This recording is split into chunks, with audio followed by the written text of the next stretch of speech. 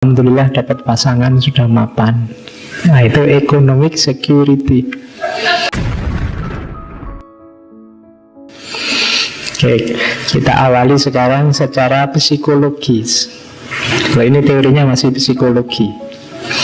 Alasan menikah. Kalau kamu nggak butuh alasan sebenarnya ya. Pokoknya bikin kawin menurut pikirannya. Ini orang menikah itu biasanya 1, 2, 3, 4, 5, 6, 7, 8, 9, 10.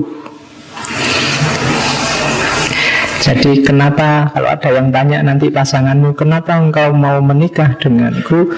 Jawabannya 1 di antara 10, bisa 2 di antara 10, bisa 10 sepuluhnya, bisa hanya 1 saja. Yang pertama, kalau ini standar, saya sebut standar, kalau kamu gombal biasanya pakai ini. Cinta. Penjelasannya panjang, tapi ya, menikah jadi salah satu alasan biasanya paling populer. Kemudian yang kedua, happiness.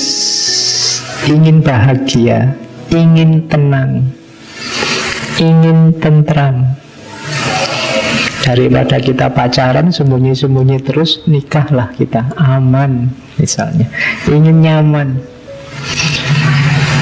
khawatir kehilangan, khawatir ditinggal. Kalau sudah nikah kan khawatirnya sudah berkurang banyak. Sudah kena aja kok. Misalnya kamu kan tidak khawatir lagi, sudah resmi kok, sudah jadi milikku sekarang. Itu emotional security. Bagi yang sudah punya pacar kok tiap hari bingung terus, gelisah terus, menikahlah. Nah, gelisahmu yang lama akan hilang, ganti gelisah yang baru.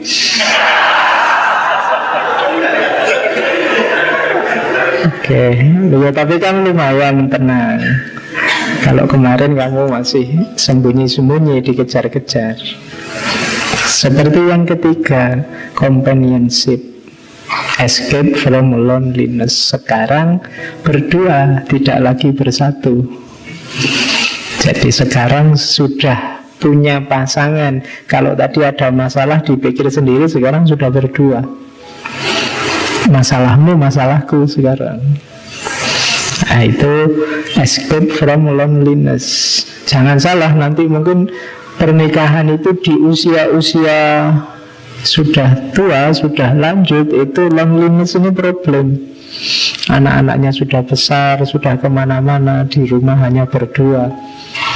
Jadi kesendirian bisa jadi motif untuk orang lebih baik menikah. Yang keempat, kalau ini drama ya banyak. Parent wishes, membahagiakan orang tua, keinginannya orang tua. Itu motif juga, alasan menikah. Yang paling sering tanya kapan kamu nikah kan kalau kamu sudah cukup umur kan orang tuamu. Dulu waktu SMA, waktu kuliah dilarang-larang pacaran, begitu kamu lulus kapan kawin gitu. Ya kamu jawab, loh sejak kemarin nyari tidak boleh, sekarang suruh kawin. Jadi people parent wishes, jadi keinginan orang tua. Memenuhi keinginan orang tua itu kan kebahagiaan tersendiri. Jadi itu alasan keempat.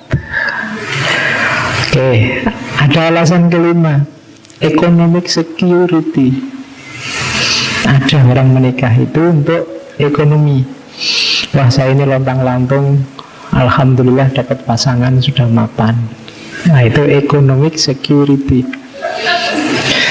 Saya ada tetangga dulu zaman saya kos itu, kerjaannya cuma becak, tapi istrinya 4. Tuh, pas saya ngobrol ternyata simpel motifnya ekonomi. Karena istrinya 4 ini, 4-4-nya jualan di pasar. Yang satu jualan apa, ini jualan apa, jualan apa. Jadi kan ada 4 pedagang ngumpul jadi satu tambah tukang becak, secara ekonomi terjamin.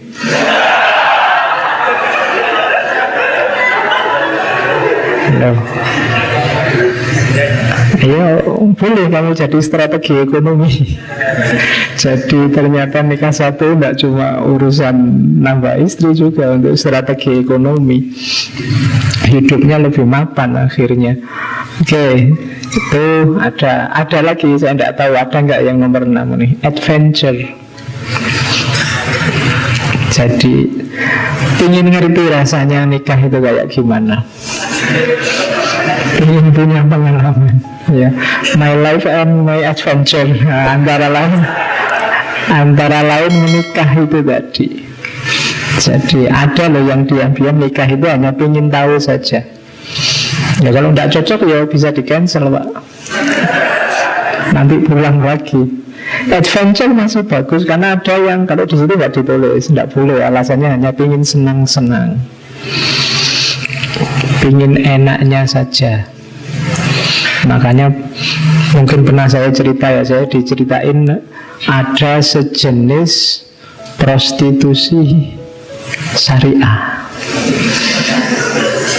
Ini saya tidak tahu, itu mungkin istilah ini kritik sebenarnya. Jadi ada praktek semacam itu dengan mempermainkan hukum Islam, hukum agama. Kalau dalam fikih namanya khilah. Jadi booking, kemudian sebelum masuk kamar di situ disediain tak kaumnya untuk mengijabkan, ditambah saksi. Tidak butuh wali karena perempuannya juga sudah tidak single lagi, janda. Karena janda, jadi dia bisa tidak butuh wali, ditambah saksi, tinggal butuh pak kaum. Terus sebelum masuk kamar ijab kabul itu masuklah ke dalam kamar. Besok pagi kalau sudah selesai ya saya ceraikan engkau.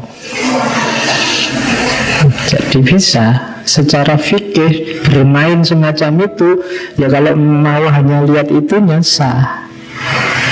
Tapi kalau model kayak gini, kamu nanti bisa tiap malam ganti pasangan. Mobil itu terus kamu tiap malam. Jangan-jangan nanti kamu juga milih madhab yang bahkan tidak butuh yang menikahkan, tidak butuh saksi, yang penting antara bin suka sama suka sah. Bisa semacam itu kalau ingin hanya mempermainkan hukum. Makanya di situ tidak tak tulis, hanya ingin senang-senang. Visi dan misi dari pernikahan hilang. Itu hanya beli. Sama saja kayak yang beli yang lain. Jual beli itu kan asal suka sama suka selesai. Jadi itu masih tidak termasuk alasan menikah, karena itu bagi saya tidak menikah. Mungkin hanya kawin. Kalau kawin iya. Terus compatibility and common interest. Ada orang nikah itu karena cocok. Wah, saya ngobrol setengah jam cocok, semoga besok dilamar lah misalnya.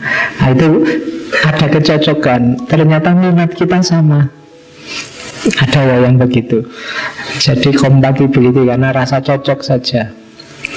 Terus mungkin yang muda-muda banyak yang ini physical and sexual attraction, tertarik karena secara fisik,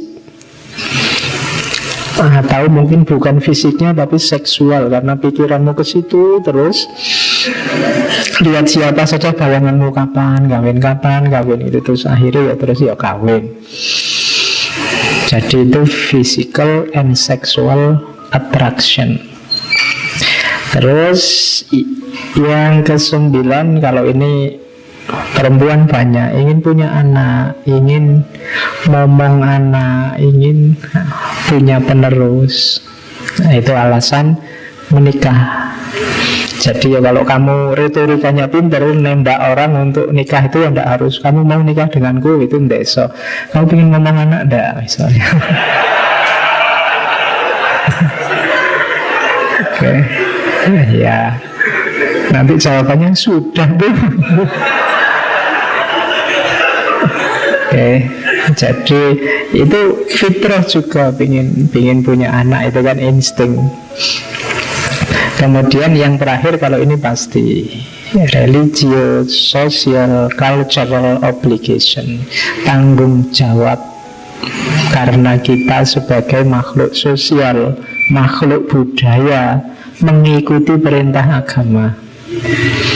Kalau ini motif normatifnya.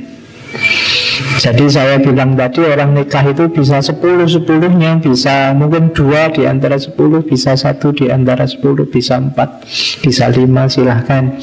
Bagi yang sudah nikah, boleh untuk refleksi dulu, aku nikah itu karena apa, 1 di antara 10 ini.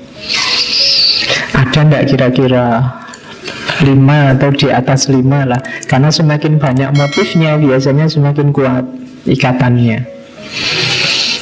Jadi kalau alasannya saya 9 Pak, itu lumayan. Saya 1 Pak, itu aja saya tidak yakin. Mungkin setengah Pak misalnya. Kan ada gitu alasannya, misalnya cinta misalnya. Ini saya juga tidak yakin Pak, ini cinta bener apa enggak. Nah itu kan setengah berarti. Jadi itu alasan-alasan orang untuk menikah. Terus ini belum ke filsafat ya.